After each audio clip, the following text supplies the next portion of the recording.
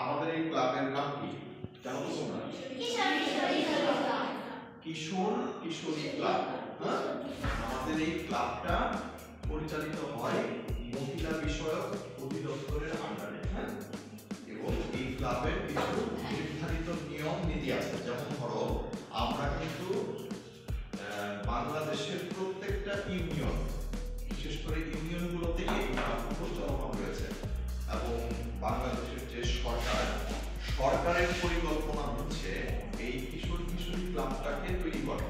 যেমন ধরো, স্কুলের পাঠ্য বইয়ের যে পড়াশোনা, সেই পাঠ্য বইয়ের পড়াশোনার বাইরে সৃজনশীল মেধা বিকাশের জন্য এই কিশোর কিশোরী ক্লাব স্থাপন করা হয়েছে।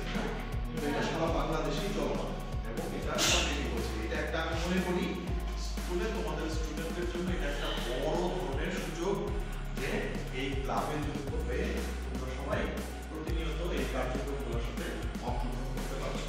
আমাদের এই কিশোর কিশোরী ক্লাবে যেগুলো হয় সেটা হচ্ছে, এক নাম্বার, আমরা সাপ্তাহিকভাবে 2 দিন করে, তো তোমরা তো জানোই যারা ভর্তি হয়েছো না, আর আজকে যারা নতুন আছো, আমরা নতুন ভাবে সমস্ত কার্যক্রম শুরু করছি, অনেকেই নতুন ভাবে যুক্ত হয়ে আছো। আমাদের এখানে দুইটা ক্লাস হয়, একটা কি সঙ্গীতের আর একটা আবৃত্তি। এছাড়া জেন্ডার প্রমোটার, জেন্ডার বিষয়ে কিছু বিষয় নিয়ে আমাদের এখানে কার্যক্রম হয়, ক্লাস হয়।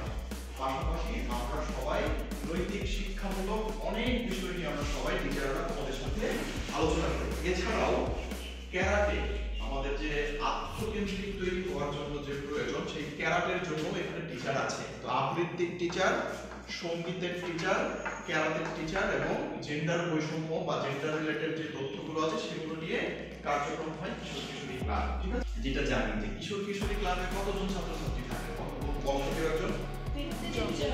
30 জন। এই 30 জনের মধ্যে 20 জন মেয়ে আর 10 জন ছেলে। ওকে, তার মানে আমাদের এই স্কুল, ধরো নির্বাক ধরণীকান্ত উচ্চ বিদ্যালয়, এই স্কুল কোন নাম করা, এই স্কুলের মধ্যে ধরো স্টুডেন্ট আছে, আমরা ধরে নিলাম 500, 700, প্রায় 1000। এই এতগুলো স্টুডেন্টের মধ্যে তোমরা কিন্তু 30 জন এই ক্লাবে অন্তর্ভুক্ত হতে পারছো, তাই না? মানে ওদের চাইতে গুরুত্বপূর্ণ তোমরা। আমাদের এই ক্লাব করতে গেলে কোনো টাকা পয়সা লাগে না, শুধুমাত্র তোমাদের ঐকান্তিক প্রচেষ্টা আর যুক্ত হয়ে ক্লাবটাকে কন্টিনিউ করাটাই হচ্ছে তোমাদের প্রধান উদ্দেশ্য। আমরা টিচার যারা আছি, ধরো আবৃত্তির টিচার হিসেবে আমি আছি, আমি সাগর মুখার্জি, তোমাদের সাথে আবৃত্তির ক্লাস নিয়ে, শুদ্ধ ভাষায় কথা বলা নিয়ে, শুদ্ধভাবে কিভাবে আমরা ব্যক্তিক জীবনে স্মার্টলি জীবন পালন করতে পারবো সেগুলো নিয়ে আমরা তোমাদের সাথে আলোচনা করব। আমাদের সঙ্গীতের টিচার আছে এই ক্লাবে, সোনিয়া, ও সঙ্গীতের উপরে ক্লাস করাবে।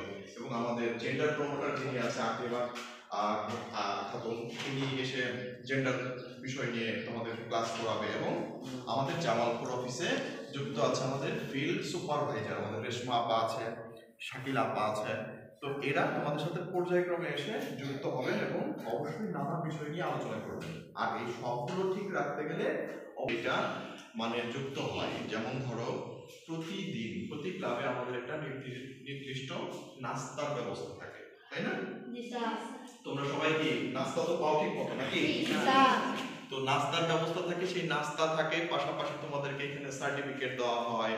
কোর্স শেষ হওয়ার পরে তোমাদেরকে আইডি কার্ড দেওয়া হবে, তোমাদেরকে ড্রেস দেওয়া হবে, তোমাদেরকে ধরো বিভিন্ন খেলাধুলা সামগ্রী উপকরণ আছে সেগুলো দেওয়া হবে। এবং অবশ্যই একটা বছর শেষে তোমাদেরকে একটা বড় ক্রীড়া প্রতিযোগিতা বা বিভিন্ন ডিপার্টমেন্টের উপরে প্রতিযোগিতা শেষ করে তোমাদেরকে একটি সনদপত্র দেওয়া হবে। এবং এই ক্লাবের স্থায়ীকাল 1 বছর, জানুয়ারি থেকে ডিসেম্বর পর্যন্ত। এই 1 বছরের যে ক্লাস প্রক্রিয়া আছে সেগুলোতে যুক্ত থেকে